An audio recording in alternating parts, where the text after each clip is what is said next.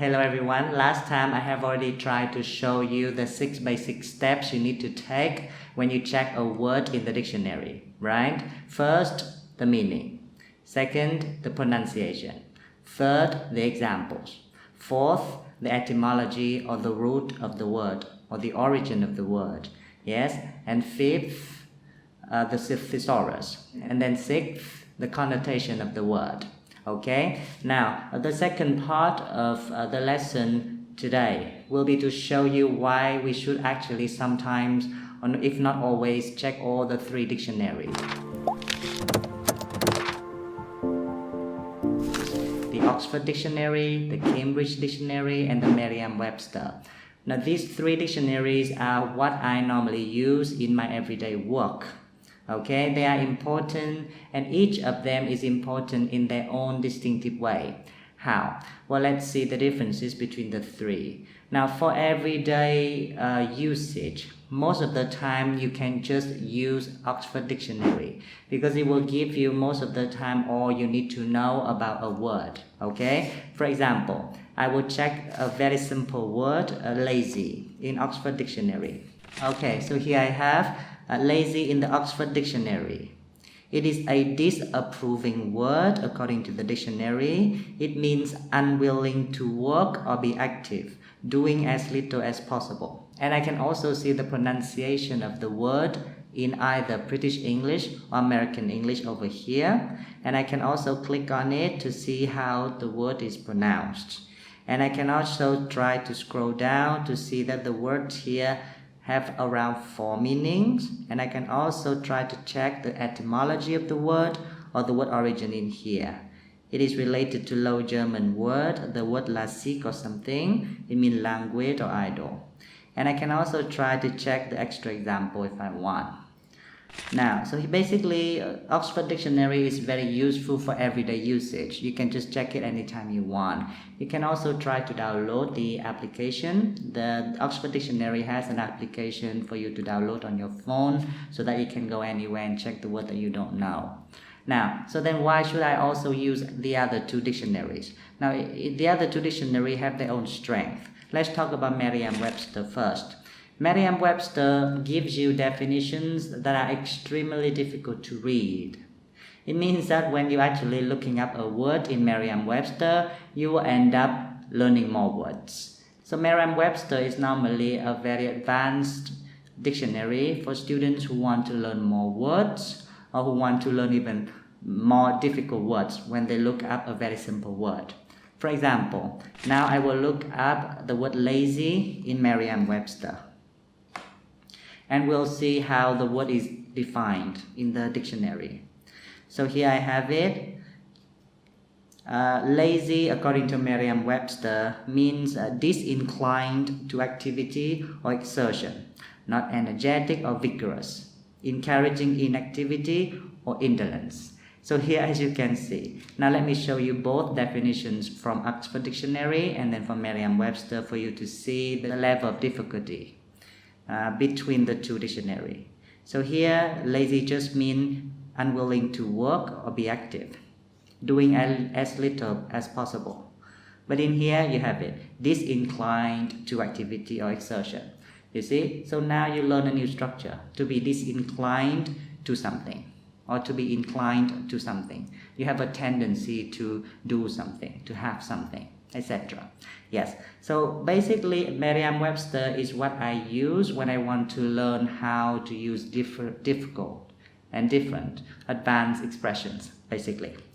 Yes, and if I scroll down Merriam-Webster, I can also see something interesting. Merriam-Webster has around 5 meanings listed, while in Oxford Dictionary, I only have around 4. Actually, as you can see from now, Merriam-Webster tends to list more meanings. Some meanings may be actually lost already in the Oxford Dictionary. So I would suggest Merriam-Webster Dictionary for students who want to learn more advanced English, who want to spend more time exploring difficult structures or advanced vocabulary. Okay? Now, so what about Cambridge Dictionary? Cambridge Dictionary is a very special dictionary, mainly because it has one important function, to check the level of the word that you use. Now, if you learn English, you may come across certain categorization or classification of English levels into A1, A2, B1, B2, C1, and C2. So the highest English level you can have according to a European framework is C2. And Cambridge Dictionary actually gives you that kind of level so that you can always check the word. Now, let me give you an example. I have a sentence. For example, they try to get rid of the differences between the twins. For example. Now, of course, this sentence doesn't really make much sense, but let's just focus on the word choice. Here I have the phrase get rid of. I want to change this phrase to something more advanced or more formal. Then I can start to think, okay, what kind of word can I use? Maybe I can change it to something like remove. They try to remove the difference. Or maybe I can try to change it to eliminate, right? Or I can try to change it to eradicate, for example. Now, so here I have already 4 options. And I don't know the level of the words that I just chose. So now I will need to look them up in Cambridge Dictionary, right? So let's try. Now first I will try to look up the word read. Here we are. And then if you scroll down, you will start to see the level of the word already next to the word. This is B1, B1, and C1. Now the first thing you notice is that words have different levels of difficulty or levels of formality depending on the context or the situation in which the word is used. For example, here, read actually has 2 levels, B1 and C1. Now, if I want to get rid of somebody at C1 level, I have to follow the meaning that I want. Here, C1 only means to send away somebody annoying or to persuade them to leave. Then if you say get rid of somebody in that sense, you are using get rid of in C1 level. Other than that, to get rid of, if you want it to mean to remove or to sell something you don't want, it will be B1 level. Now, if you don't really know what B1 level means, there's also a table for you to check. Okay, so what you're looking at here is called the Common European Framework of Reference. In here, onto the left-hand side, you will have the levels categorized into 3 bigger levels. If you are at A1 or A2 level, you are a basic user. If you are at B1 or B2 level, then you are an independent user, which is a good thing already. Now, but what you're aiming at is more like C1 or C2, which means that you are a proficient user.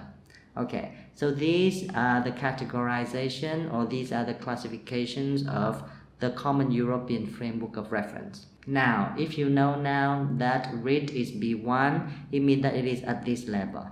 If you want to translate this level into IELTS, you also have that here to the right side of the picture. So in here, B1 has a range of IELTS from 4 to 5. So now you know that if you use get rid of in the first meaning, you are likely to have around 4 to 5 IELTS. Now, if you want to upgrade it to C1, for example, then your IELTS scores will be around 7 to 8. Now, if you want to look at C2 level, for example, or 8.5 and 9 IELTS, you might want to keep using C2 and C1 levels of word. Now, so of course, get rid of, if you use it, you can get at least a B1 level, but we want to move on, right? So let's move on to the next word in the list. That is remove. So let me check remove. So here I know, okay, so remove is also B1. It can also mean C2 if you use it in a specific context, like this. To force someone to leave an important job or position of power because they have behaved badly or not in a way you approve of. So mainly in political context, for example, you can impeach and remove a president. When you say this sentence, remove is used in C2 level, the highest level. But other than that, most of the time, remove is B1 level.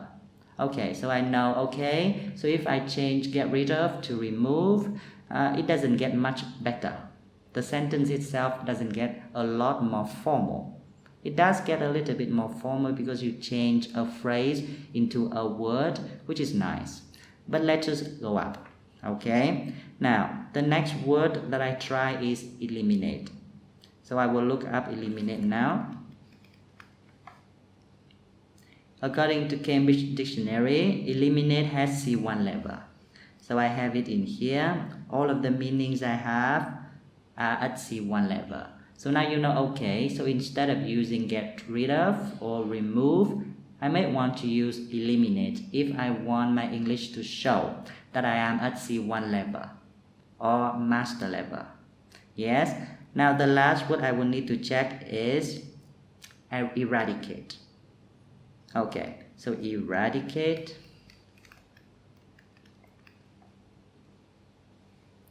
Okay, so I have something here. Eradicate is C2. It means to get rid of something completely or to destroy something bad. So here I have it. Eradicate is C2. Very interesting. So now I know, okay, whenever I want to use a word, I can control the levels of formality, the levels of the word that I can use in a sentence to show people what kind of level I am at. So this sentence will show different levels of English depending on what word you choose to utilize in a sentence. Get rid of, or remove, or eliminate, or eradicate. Now another example for you to use.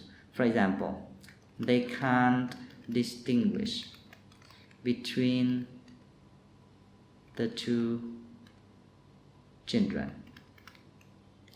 Yes. Now, and I say, okay, distinguish is a very, very interesting word. But what if I want to upgrade it? But then I need to know what kind of level it is in. So I will check distinguish.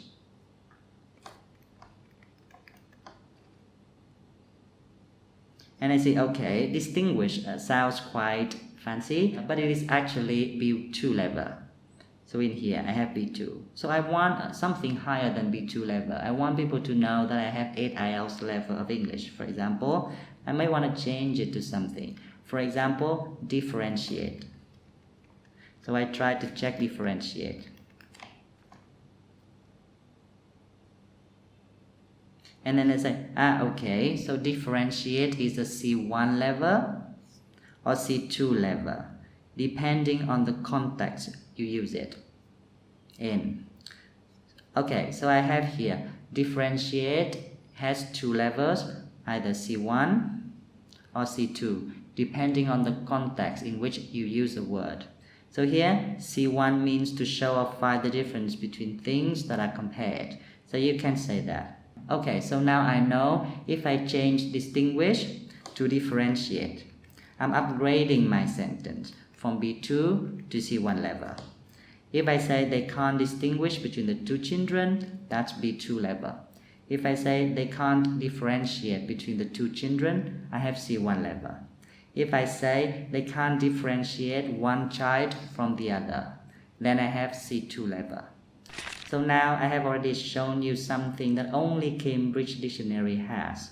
The levels of the word classified in A1, A2, B1, B2, C1, and C2.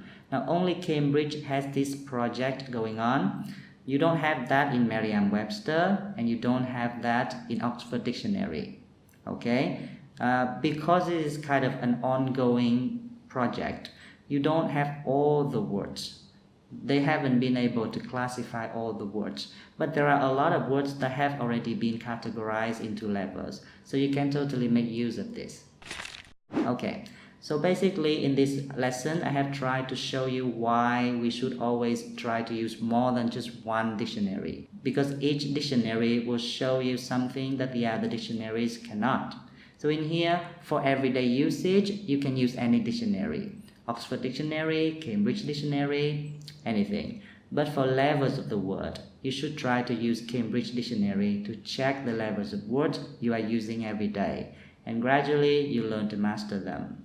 For Merriam-Webster, the definitions of the words tend to be a lot more difficult in Merriam-Webster than they are in the other two dictionaries. So you might want to look to Merriam-Webster if you want to learn new structures or new vocabulary that is advanced. Okay, now you may feel like this is too much.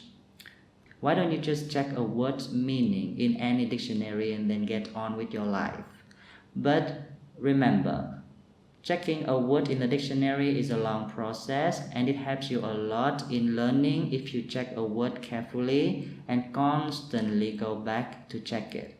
I still check the words that are very familiar to me, mainly because I tend to forget words. And also it is something that I want to do to remember the skills of checking dictionary. Now, you may feel this is too much time devoted to just checking the dictionary, but when you have done it a lot, when you have got used to it, you may feel like this is nothing at all. It will become just automatic, basically. Like from now on, whenever I check a word, I will automatically check all the 6 parts, and I will also try to see the levels. It becomes an automatic part of you, just like when you learn to brush your teeth. Now, when you were small, your parents forced you to brush your teeth. Nobody likes to brush their teeth when they are small. But then gradually, now you get used to it. You cannot live without brushing your teeth every day, or hopefully. So it's the same thing with checking the dictionary. You may feel too much now. You may feel it takes a lot of time. But if you keep doing it, you'll get used to it. And then one day, you cannot learn English without checking the dictionary. And this is a good thing to do.